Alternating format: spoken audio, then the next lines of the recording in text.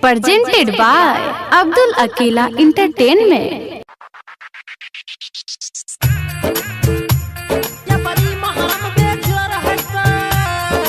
आप सुन रहे हैं अब्दुल अकीला को।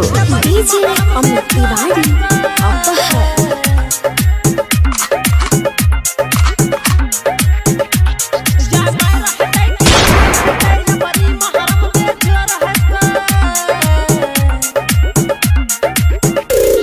उगलाई महरम के चान रे, अच्छा ढलाई मियाँ के सान रे। उगलाई महरम के चान रे, बढ़लाई मियाँ के सान रे।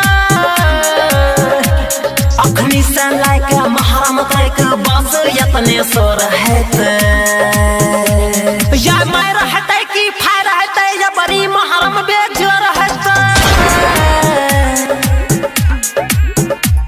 या मैं रहते की फाय रहते, या बड़ी महरम बेजो रहते। या बड़ी महरम बेजो रहते। या बड़ी महरम बेजो रहते। डीजे अमित तिवारी आप सुन रहे हैं मुहर्रम स्टार अब्दुल अकीला को।